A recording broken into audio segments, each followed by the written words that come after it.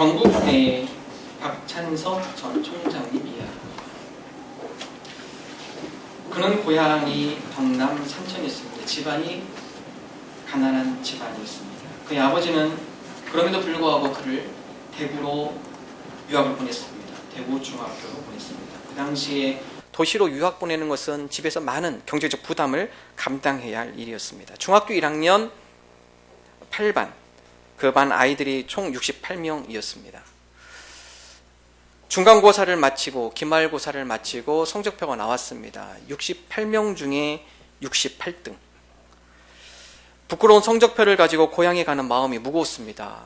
없는 살림에 자녀 유학시키려고 모든 경제적 돈을 끌어모아서 대구로 보내왔는데 학기 말 성적표를 들고 부모님께 찾아가는 성적은 68명 중에 68등. 꼴찌죠, 꼴찌. 무거운 마음에 도저히 이 성적표를 부모님께 보여드릴 수가 없어서 잉크로 된 성적표를 지웠습니다. 그리고 고쳐 썼습니다. 1분의 68. 68명 중에 1등.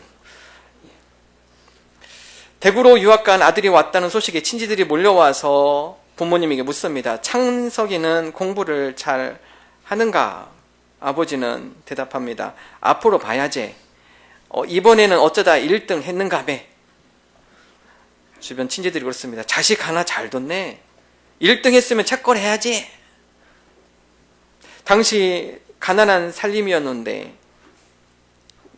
이 박찬석 전 총장님이 멱을 감고 냇가에 멱 감고 집에 와봤는데 아버지가 자기네 집 재산 목록 1호인 돼지를 잡으셨습니다. 동네 사람을 초청했습니다. 그리고 잔치를 벌였습니다. 우리 아들 1등 했다. 잔치를 벌였습니다. 그 모습을 보고 이 아들이 너무나 당황스러웠습니다. 그리고 멀리서 아버지 불렀습니다. 근데 그 다음에 더 이상 말을 이룰 수가 없었습니다. 그리고 그냥 집 바깥으로 달려나갔습니다. 죽고 싶은 마음에 냇가 물속에 들어가서 숨을 안 쉬기 시작했습니다. 버티다 안 되고 그래서 또 나왔습니다. 밖에 나와서 주먹으로 자기 머리를 내리치기 시작했습니다. 내가 왜 그랬지? 내가 왜 그랬나? 그날부터 이 박찬석 저 총장이 태도가 달라지기 시작했습니다. 그 생각만 하면 정신이 번쩍 들었습니다. 그리고 정말 열심히 공부했습니다. 17년 후에 이분은 대학 교수가 됐습니다. 결혼도 하고 자녀가 생겼습니다. 자녀가 중1이 되었을 때 그의 나이 45세 때 아버지에게 지난날의 과거의 사실을 이야기했습니다. 아버지, 그날 돼지 잡은 날, 사실 저 성적표 그날 아버지가 말을 끊었습니다. 알고 있었다. 그만해라. 손자 민우 듣는다.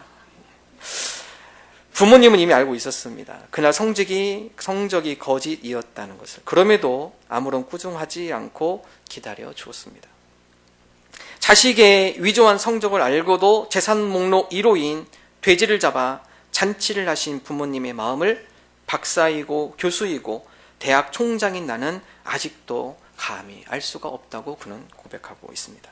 여러분 그렇습니다. 부모님의 마음, 그 사랑과 은혜, 그 무엇에도 비길 수 없이 크고 넓습니다. 그래서 우리는 부모님의 노래 부르죠. 부모님의 은혜는 하늘보다 높고 바다보다 깊습니다. 이미 4000년 전에 성경은 하나님의 백성인 모두에게 부모를 공경할 것을 명령합니다. 이건 선택이 아니라 하나님께서 자녀된 모두에게 주시는 명령, 의무입니다. 신명기 5장 16절 오늘 읽은 말씀인데 다음과 같이 기록하고 있습니다. 함께 한 목소리로 읽습니다. 너는 내 하나님 여호와께서 명령한 대로 내 부모를 공경하라. 그리하면 내 하나님 여호와가 내게 준 땅에서 내 생명이 길고 복을 누리리라. 오늘 하나님께서는 하나님이 된 백성들에게 명령한 것입니다. 내 부모를 공경하라. 왜 그렇습니까? 부모 공경이 바로 하나님 앞에 복된 인생, 복을 누리는 인생이 되기 때문에 그렇습니다. 오늘 어버이 주일을 맞이해서 부모 공경, 어떻게 하는 것이 부모 공경을 잘 하는 것인가? 오늘 말씀을 통해 여러분과 함께 나누겠습니다. 첫 번째, 부모 공경 잘 하는 것. 그것은 바로 부모님을 경외하는 것입니다. 부모님을 잘 경외하는 것. 그것이 바로 부모 공경입니다. 레위기 19장 3절은 다음과 같이 말씀하고 있습니다. 함께 한 목소리로 읽습니다. 너희 각 사람은 부모를 경외하고 나의 안식일을 지키라. 나는 너희의 하나님 여호와이니라. 오늘 레위기 이스라엘 백성에게 준 법입니다. 법. 이 법 가운데 부모 공경, 부모 경외, 특별히 오늘 레위기에서 쓰고 있는 경외라는 단어, 히브리어로는 야레라는 단어를 쓰고 있습니다. 내 부모를 야레하라, 경외하라. 야레라는 뜻은 두려워하라라는 의미입니다. 내 부모를 두려워해라. 좀 더 쉽게 풀이해 보면 부모의 권위를 인정하고 부모를 존경해라. 요즘 우리 시대가 부모를 존경하지 않습니다. 요즘 우리 시대가 부모님을 두려워하지 않습니다. 요즘 우리 시대가 부모님을 권위를 인정하지 않으려고 합니다. 성경 우리에게 부모 공경, 그것은 바로 부모님의 권위를 인정하며 부모님을 존경하는 그것에서부터 시작됨을 우리에게 말씀하고 있습니다. 성경은 부모 공경을 제대로 하지 못할 때 그에 대한 죄의 벌, 성경 그것을 죽음이라고 표현하고 있습니다. 심지어 부모 공경을 못하는 그 자녀를 뒀을 때 공동체에서 그를 격리시킵니다. 그리고 그로 하여금 하나님의 벌이 임할 것을 이야기합니다. 신명기 27장 16절 함께 한 목소리로 읽겠습니다. 그의 부모를 경홀히 여기는 자는 저주를 받을 것이라 할 것이요 모든 백성은 아멘 할지니라. 여러분, 그만큼 무섭습니다.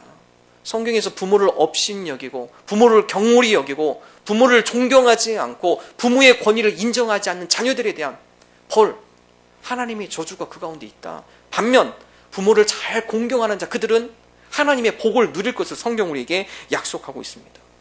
여러분, 이거 성경뿐만 아니라 모든 인류가 마찬가지죠. 우리나라도 마찬가지입니다. 한 마을에 부모를 업신여기고 부모를 경홀히 여기고 부모에게 함부로 하는 자가 있다면 동네 마을 사람들이 와서 손발 묶고 몽둥이 섰습니다. 눈에 보이는 부모님도 제대로 공경하지 못하는 사람이 자기를 낳아주고 모든 것을 희생해서 자녀들에게 모든 것들을 내어주는 그 부모를 무시하는 사람이 다른 어떤 누구를 존경하며 다른 어떤 누구에게 존경감을 가지고 대하겠는가? 성경 우리로 하여금 부모를 경외하는 자가 받는 복, 또 부모를 경외하지 못해서 받는 벌, 노아의 자녀를 통해 말씀하고 있습니다. 구약에 보면, 창세기 9장에 보면 노아, 여러분, 노아가 하나님께서 물로 심판하신 이후에 그의 아들, 그의 8가족만 살아나게 됐죠. 그의 세 아들 셈과 함과 야벳. 근데 여러분, 노아 홍수 이후에 노아가 실수합니다. 성경에 보면 노아가 완전한 자로 기록이 되어 있습니다. 완벽한, 완전, 하나님 보시기 완전한 자. 여러분, 그 완전한 자도 때로는 실수를 하게 되어 있죠. 노아 홍수 심판 이후에 포도 농사를 짓고 그 가운데 포도주를 만들어서 포도를 먹는 가운데 노아가 실수하게 됩니다. 그의 삶이 느슨해지고 그런 가운데 실수를 하게 되죠. 포도주를 먹고 그의 포도밭에 들어 누워서 옷을 벌거벗고 들어 눕습니다. 3명의 아들의 반응이 나타납니다. 셈과 함과 야벳. 첫 번째 가운데 둘째 아들이 함이 그것을 발견하죠. 함이 그것을 발견하고 흉을 보기 시작합니다. 아버지, 자녀들 앞에서 이런 실수가 뭐야. 그의 부모를 경홀히 여기고 조롱 삼고 그 형제들에게 아버지의 추한 모습에 대해서 다른 형제들에게 떠벌리고 다니기 시작합니다. 그 이야기를 들은 셈과 아벳, 첫째와 셋째이죠.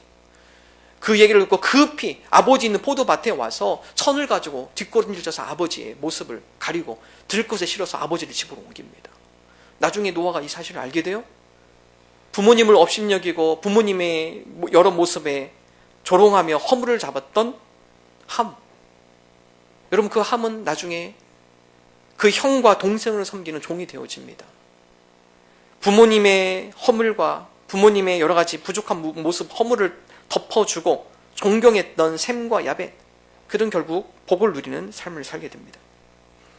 잠언 23장 22절에는 다음과 같이 기록하고 있습니다. 함께 한 목소리 읽습니다. 너를 낳은 아비에게 청종하고 내 늙은 어미를 경히 여기지 말지니라.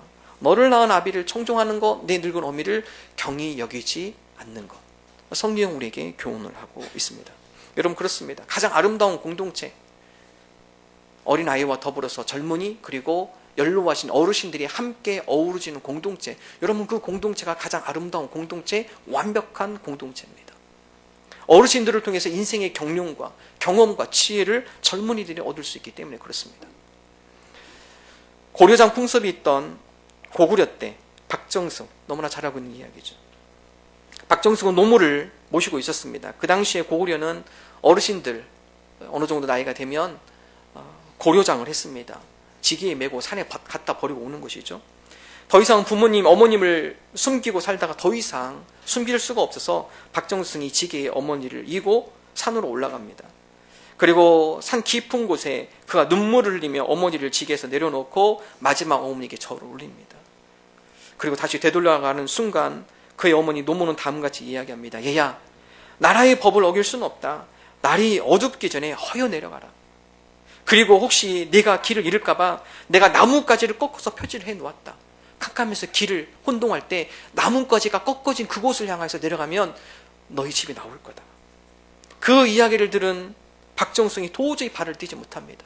그리고 다시 어머니를 지기에 이고 집으로 다시 내려와 몰래 국법을 어기며 노모를 봉양하기 시작합니다. 그 무렵 당나라 사신이 고구려를 방문해서 똑같은 말 2마리를 끌고 옵니다. 그리고 조정으로 하여금 다음 같은 명령을 내립니다. 이 2마리 말 중에 어떤 게 어미이고 어떤 게 새끼인지 알아맞혀라. 만약 틀리면 못 맞히면 너희들이 우리에게 조공을 바쳐야 한다. 조정은 매일 회의를 하였으나 묘안을 찾지 못했습니다. 도대체 똑같이 생긴 말인데 누가 어미고 누가 새끼 말인가? 이러한 고민을 들었던 박정승의 노모가 쉽게 해답을 알려줍니다. 얘야, 말을 굶긴 다음에 여물을 줘라. 그러면 먼저 먹는 놈이 새끼다. 동물의 원리이죠. 동물들은 사냥을 하면 절대 어미가 먼저 먹지 않습니다. 사냥을 하면 새끼들이 막 달라오죠. 그 새끼들이 먼저 막 먹은 다음에 어미는 망보기 시작합니다. 혹시 누가 덮치진 않나? 그리고 새끼들이 어느 정도 먹은 다음에 그 다음에 어미가 먹죠. 지혜입니다. 많은 동물을 키워보고 자연 현상을 살펴보고 그 가운데 누가 어미이고 새끼인지 쉽게 알아맞힐 수 있는 방법이 있었던 것입니다. 이러한 노모의 현명함이 나라를 위기에서 구했습니다. 박정승 왕을 감동시켜 이후에 고려장이 그 가운데 사라지도록 설득했습니다. 그리스 격언에 집안에 노인이 없거든 빌려라 라는 말이 있습니다. 삶의 경륜이 얼마나 소중한지를 잘 보여주는 말입니다. 가정과 마찬가지로 국가나 사회에서도 지혜로운 어르신들이 필요합니다. 사회의 경륜, 경험, 지혜를 통해 통찰력을 우리에게 주기 때문에 그렇습니다. 노인의 지혜와 경험을 활용하는 가정과 사회 그리고 국가는 발전할 수 있을 것입니다. 이런 어르신들의 지혜가 우리에게 필요하기 때문에 그렇습니다. 오늘 성경은 우리로 하여금 부모를 잘 경외하라. 부모님을 존중하고 부모님으로 하여금 귀를 기울이고 또 부모님의 말씀에 부모님의 교훈에 우리의 마음과 귀를 기울일 것을 우리에게 말씀하고 있습니다. 잠언 1장 8절과 9절 다음과 같이 기록합니다. 함께 읽습니다. 내 아들아 내 아비의 훈계를 들으며 내 어미의 법을 떠나지 말라. 이는 내 머리에 아름다운 관이요 내 목에 금사슬이니라. 자녀된 도리로서 아비의 훈계를 잘 듣는 것, 어미의 법을 떠나지 않는 것, 이것은 우리 머리에 아름다운 관이더라. 우리에게 좋은 통찰력을 주고 삶의 지혜를 주고 이 가운데 좋은 삶의 해결 방법들을 알려주는 지혜가 있다. 또한 우리 인생으로 하여금 내 목에 아름다운 금사슬, 내 인생이 더 풍요로운 삶이 되어질 것이다. 성경에서 부모를 잘 경외하라는 것, 그것은 결국 자녀들로 하여금 복된 길로 인도하기 위한 하나님의 명령입니다. 오늘 저와 여러분이 부모님을 잘 경외하는 자들이 되기를 원합니다. 부모님을 존중하고 부모님의 권위를 인정하고 부모님의 귀에, 부모님의 말에 우리의 귀를 기울이며 부모님의 뜻을 잘 헤아리는 저와 여러분 되시기를 주님의 이름으로 축원합니다. 둘째, 부모 공경. 어떻게 하는 것이 부모 공경을 잘 하는 것인가? 둘째, 부모님을 기쁘게 해드리는 것. 이런 것이 부모 공경 잘하는 것입니다. 부모님을 기쁘게 해드리는 거 큰 거 아닙니다. 지극히 작은 일에 부모님들은 기뻐하신다라는 사실입니다. 성경에 보면 부모님을 기쁘게 하신 인물들이 등장합니다. 특별히 이삭의 아들 야곱. 여러분, 이삭에는 쌍둥이 아들이 있었습니다. 에서와 야곱. 에서가 형이고 야곱이 동생입니다. 성경에 보면 에서는 들사람이라고 표현되어 있습니다. 사냥하기를 즐기는 사람. 그래서 집에 가만히 앉아있지 못하고 시간이 나면 밖에 나가 사냥을 즐기고 사냥거리를 찾아와서 집에서 요리를 하고, 반면 야곱은 집안에서 조용한 사람이라고 표현합니다. 그래서 집 안 장막에 거주하는 사람. 창세기 25장 27절 우리 함께 한 목소리 읽어보겠습니다. 그 아이들이 장성함에 에서는 익숙한 사냥꾼이었으므로 들 사람이 되고 야곱은 조용한 사람이었으므로 장막에 거주하니라. 오늘 말씀은 에서와 야곱이 대조적으로 표현되고 있는데 누가 효도를 한 사람인가 효자인가? 야곱입니다. 여러분, 그 당시에 이삭 그들의 주 사업은 목축업입니다. 양을 키우고 소를 키우고, 양과 소를 키우기 위해서는 노동력이 필요하죠. 하루에 일거리 쌓여 있습니다. 이삭의 자녀들이 얘기합니다. 얘야, 오늘 우리가 양을 이곳에서 저쪽 초원으로 옮겨야 한다. 저쪽 먹이는 곳으로 옮겨야 한다. 오늘 아침에 서둘러서 우리랑 함께 하자. 해서 아니요, 나 사냥 가야 합니다. 나 오늘도 내가 즐기고 재미나는 사냥을 하러 난 나가야 합니다. 들사람이라는 것은 집에 있지 않고 집에 있는 가정의 여러 형편과 사정을 돌보는 것이 아니라 자기의 욕구와 충족을 채우기 위한 그러한 삶의 중심의 모습. 그래서 에서는 들사람이다. 들로 자꾸 나갔어요. 성경에 보면 야곱은 조용한 사람이었다. 히브리어 보면은 히브리어 조용하라는 표현을 탐이라는 표현을 씁니다. 탐. 이 탐이라는 단어는 순전하다, 완전하다라는 표현입니다. 그래서 조용하다 이것이 그냥 집에서 그냥 말 안 하고 가만히 있는 것, 이 표현이 아니에요. 성경에서 말하는 조용한 사람이었으므로 장막에 거주했다. 집안 곳곳에 아버지의 도움이 필요한 것. 오늘 아버지와 함께 소를 몰고 다른 곳으로 가면 아버지의 말씀에 조용히 청종하며 따라가서 그 안에 아버지의 기쁨이 되고 어머니의 기쁨이 될 만한 일들을 찾아서 옆에서 함께 협력하며 섬기는 모습. 이것이 야곱의 모습입니다. 여러분, 부모님을 기쁘게 하는 거 거창한 거 아니에요? 지극히 작은 일에 관심을 갖고 어떻게 하면 부모님이 기뻐하실까? 어떻게 하면 부모님을 내가 도울 수 있을까? 내가 어떻게 하면 부모님을 즐겁게 할 수 있을까? 지극히 작은 그 마음을 가지고 지극히 작은 행동 하나하나. 여러분, 그것이 바로 부모님을 기쁘게 할 수 있다는 것입니다. 고려시대의 효자 이복이라는 사람이 있습니다. 이 사람은 눈먼 어머니와 함께 가난하게 살았습니다. 그 마을에서 효성이 지극한 사람이라고 소문이 난 사람입니다. 어느 추운 겨울날 이 이복이 부잣집에 가서 일을 해주고 감사하게도 거기서 밥을 얻어먹고 감사하게도 소고기 국 한 그릇을 얻게 되었습니다. 이 국을 보는 순간 어머니가 떠올랐어요. 그래, 내가 먹을 게 아니라 이 따뜻한 국, 지금 집에서 눈먼 어머니, 나를 기다리고 있는 그 어머니에게 이 겨울에 따뜻한 국 한 그릇 대접하면 너무 좋겠다. 기쁜 마음에 그 국그릇을 보자기로 싸요. 그리고 그 국이 식을까봐 그것을 가슴에 품고 집으로 향해서 줄 해결하기 시작합니다. 빨리 이 따뜻한 국을 드려야지. 근데 겨울이어서 언덕을 오르다가 그만 미끄러지는 바람에 국을 엎어버립니다. 국을 엎어버리니까 보자기에서 국이 나와서 땅바닥에 다 엎어졌습니다. 그 모습을 보는 순간 이 이복이 대성통곡하기 시작합니다.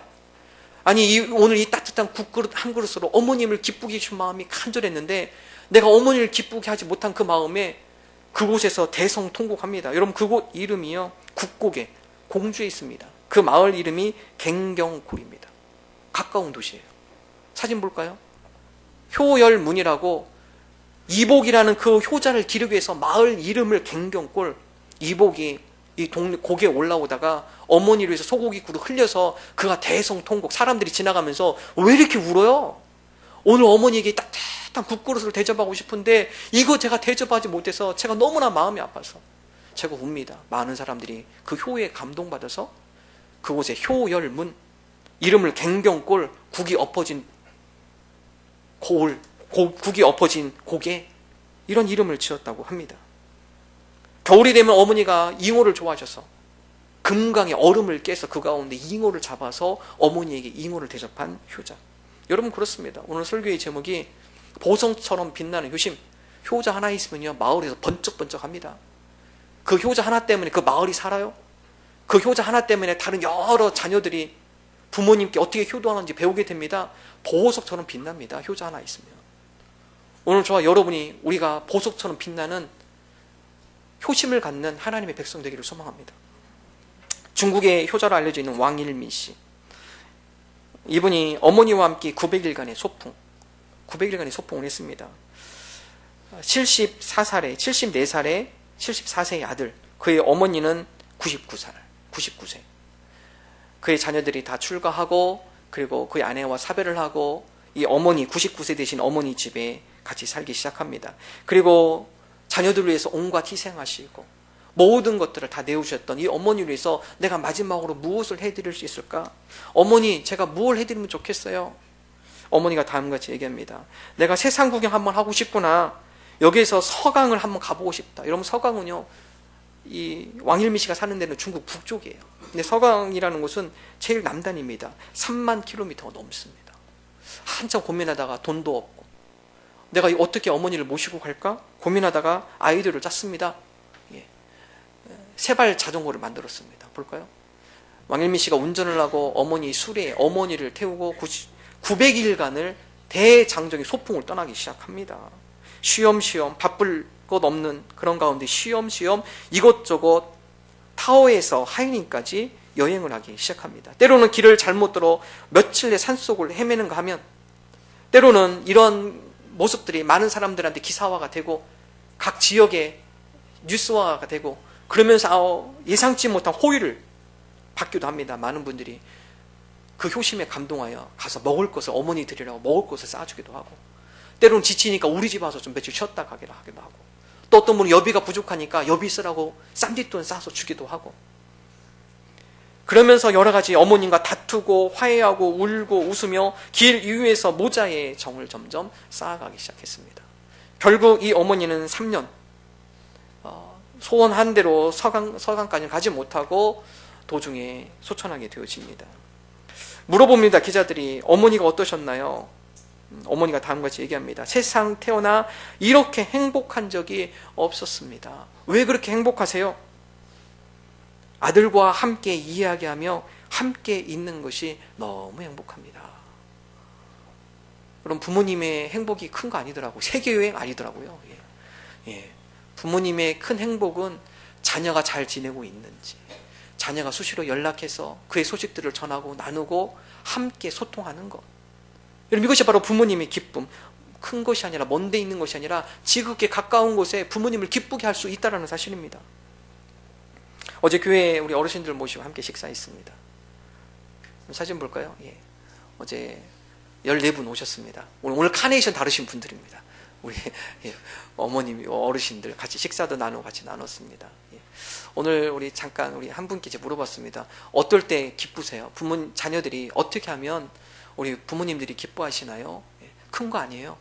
잘 지내고 있는지 소통하는 거. 전화 한 통. 자녀들은 잘 크고 있는지, 손주들은 잘 크고 있는지, 가정에 큰일은 없는지, 다른 거 아니시더라고요. 지극히 작은 것. 그 하나 부모님한테 소통하며 이야기하며 나누는 것, 그것 가운데 부모님이 기뻐하고 즐거워 하신다라는 것입니다. 여러분, 성경은 부모를 공경하라, 그것은 부모님을 기쁘고 즐겁게 해드리는 것입니다. 어려운 거 아닙니다. 큰 거 아닙니다. 지극히 작은 일에서 우리가 부모님께 관심을 갖고 부모님과 자주 소통하고 우리의 소식을 주고받음으로 부모님 마음 가운데 즐거움과 기쁨을 안겨드리는 저와 여러분 되시기를 주님의 이름으로 축원합니다. 마지막 세 번째, 부모 공경. 어떻게 하는 것이 부모 공경을 잘하는 건가? 순종을 이야기하고 있습니다. 부모 공경 잘하는 것은 부모님께 순종하는 삶입니다. 에베소서 6장 1절에서 3절 말씀 우리 함께 한 목소리로 읽습니다. 자녀들아, 주 안에서 너희 부모에게 순종하라. 이것이 옳으니라. 내 아버지와 어머니를 공경하라. 이것이 약속 있는 첫 계명이니 이로써 내가 잘되고 땅에서 장수하리라. 부모 공경 잘하는 것, 주 안에서 부모에게 순종하는 것, 이것이 바로 부모 공경하는 것을 성경은 우리에게 말씀하고 있습니다. 종교개혁자 루터는 다음과 같이 얘기합니다. 하나님께서 이 땅에 하나님의 대리자로 부모를 보내주었다. 그러므로 눈에 보이는 부모를 잘 공경하는 사람이 눈에 보이지 않는 하나님도 잘 공경할 수 있다. 부모 공경 제대로 못하고 눈에 보이지 않는 하나님을 잘 공경한다? 이건 거짓말이라는 것이죠. 당장 내 눈앞에 우리의 모든 것들을 위해서 희생하시고 섬기시고 헌신하신 눈에 보이는 부모님, 그 부모님조차 잘 공경하지 못하는 사람이 눈에 보이지 않는 하나님을 어떻게 공경할 수 있는가? 그건 말이 되지 않는다. 그 부모님께 잘 순종하는 자, 그들이 하나님 앞에 잘 순종하는 것이다. 눈에 보이는 부모님도 업신여기고 순종하지 않는 사람이 눈에 보이지 않는 하나님 앞에 순종하며 하나님을 경외한다? 말이 맞지 않다. 여러분, 그렇습니다. 우리가 부모 공경 잘하는 것, 특별히 에베소서 말씀은 두 가지를 이야기합니다. 첫 번째로는 부모의 육신의 부모를 잘 섬기는 것, 그것뿐만 아니라 주 안에서 순종하는 것, 이것은 하나님 아버지께도 잘 순종하는 것을 의미합니다. 대표적인 예로 예수님의 모습을 들 수 있죠. 많은 사람들이 예수님의 30대 이하의 모습은 어떠했을까? 어떤 모습이었을까? 30대 이하의 모습이 잘 기록되어 있지 않죠. 나 성경 한 구절이 있습니다. 누가복음 2장 51절. 예수님의 어린 시절 30세 이하, 30세 이후에 공생이 시작되기 이전에 삶은 어떤 삶이었는가? 누가복음 2장 51절 함께 읽습니다. 예수께서 함께 내려가사 나사렛에 이르러 순종하여 받드시더라. 그 어머니는 이 모든 말을 마음에 두니라. 예수님께서 어린 시절 예수님 아버지 요셉 목수였습니다. 고향에서 나무를 베고 그걸로 가구를 만들고 목재를 사용해서 일하는 직업, 목수이셨어요. 혼자 감당하기가 힘들어요. 예수님께서 고향에 머무르면서 아버지를 잘 섬기고 아버지께 순종하며 아버지와 함께 옆에서 협력하며 지낸 예수님의 과거의 모습을 기록을 하고 있죠. 여기서 멈추지 않습니다. 예수님은 또한 하늘에 계신 하나님 아버지에 대해서 순종한 것을 기록을 하고 있습니다. 예수님의 공생의 가운데 하나님 나라와 의를 위하여 살아가고 하나님이 기쁘신 뜻을 위해서 순종하며 살아가고 마지막 십자가의 지기까지 내 뜻이 아니라 하나님 아버지의 뜻에 순종하는 모습을 보여줍니다. 마태복음 26장 39절 함께 한 목소리 읽습니다. 조금 나아가사 얼굴을 땅에 대시고 엎드려 기도하여 이르시되 내 아버지여 만일 할만하시거든 이 잔을 내게서 지나가게 하옵소서. 그러나 나의 원대로 마시옵고 아버지의 원대로 하옵소서 하시고, 나의 원대로 하는 것이 아니라 하나님 아버지의 뜻이라면 제 뜻을 내려놓고 하나님 아버지께 제가 순종하며 나아가겠습니다. 여러분, 그렇습니다. 우리가 효자가 되는 것, 육신의 부모님께 효자일 뿐만 아니라 하늘에 계신 하나님 아버지께 우리가 순종하기를 원합니다. 여러분, 이 두 가지 순종 쉽지 않아요. 하나님 육신에 있는 아버지에게, 부모님께 순종하며 하늘에 계신 하나님 아버지께 우리가 믿음으로 주 안에서 순종하는 것 쉽지 않습니다. 제사 때문에 부딪히는 분 많이 계시죠. 가족도 온 가족이 믿음은 그래도 좀 덜합니다. 믿지 않는 가족들과 함께 더불어 살아갈 때 대부분 가족 모임 주일날 많이 잡으시죠. 그 가운데 안 가면은 여러모로 교회 때문에 못 가겠다 이야기하면 여러모로 안 좋은 소리 들으시죠.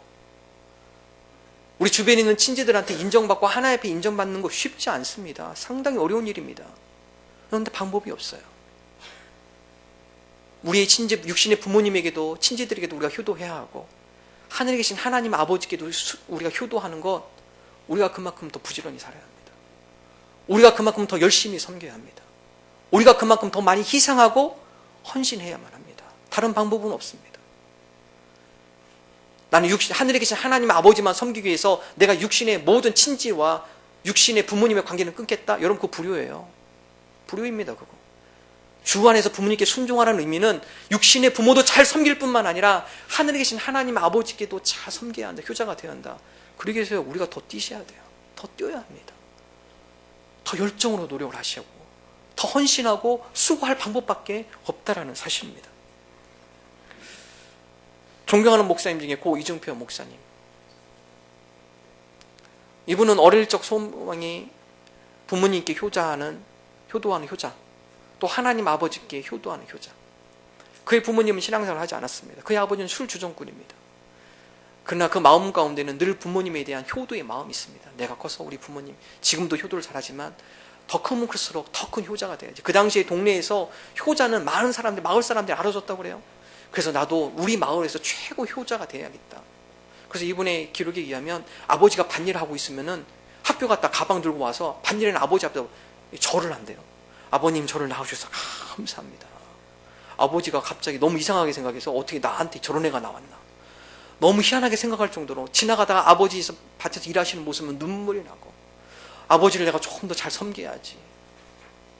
어느 날 아버지가 이 아들이 교회를 너무 열심히 다니는 걸 알고 농번기 때 너무 바쁘고 하니까 이 아들한테 단같이 명령을 했다고 합니다. 얘야, 내일은 너 교회 가지 마. 지금 바쁘고 밭일 할 게 너무 많다. 내일은 너 교회 가지 말고 나와 함께 밭에 가서 일해야 돼. 내일 교회 가지 마. 밤에 자려고 자리에 누웠는데 잠이 오지 않아요. 하나님, 어떻게 해야 할까요? 내가 육신의 아버지에게 효도하고 싶고 또 하늘에 계신 하나님 아버지께도 내가 효도하고 싶은데 하나님, 제가 어떻게 해야 할까요? 내일 밭에 가서 일을 하면 아버지께 효도하겠지만 하나님 아버지의 마음을 아프게 할 것 같고, 그렇다고 해서 교회 가서 하나님 아버지 앞에 예배를 드리면 육신에 있는 우리 아버지한테 불효하는 것 같고, 하나님 어떻게 해야 할까요? 그날 밤에 벌떡 일어나서 밤새도록 자기가 밭에 가서 아버지 할 모든 일들을 밤새도록 아침까지 다 끝냅니다. 그리고 아침이 되어서 해가 뜨기 시작하고 아버지가 일어나실 때 아버지께 와서 얘기합니다. 아버지, 제가 오늘 밤에 밤새도록 우리 밭에 할 일을 제가 다 했습니다. 오늘 아버지 쉬십시오. 피곤하시고 농번기에서 많은 일 하셨는데 오늘 하루만큼 좀 쉬십시오. 그리고 저도 오늘 하루 교회 다녀오겠습니다. 아버지가 그 이야기를 듣고 많은 감동을 받습니다. 그래, 얘가 하나님 앞에도 효도하지만 육신의 아버지를 무시하지 않고 육신의 아버지에 어떻게 효도할까, 그 마음이 있구나. 그런 방법이 없어요. 우리가 더 열심히 헌신하며 더 열심히 섬기며 우리가 더 많이 희생할 방법밖에 없습니다. 오늘 저와 여러분이 육신의 우리의 부모님들을 잘 공경하고 효도하며 또한 하늘에 계신 하나님 아버지께도 우리가 공경하며 효도하는 하나님의 거룩한 백성이 되기를 원합니다. 성경 우리로 하여금 바로 부모를 공경하고 하나님을 공경하는 자, 그들에게 하나님께서 복을 주시고 은혜를 주심을 약속하고 있습니다. 오늘 저와 여러분이 그러한 복을 누리는 하나님의 귀한 백성 되기를 주님의 이름으로 축원합니다.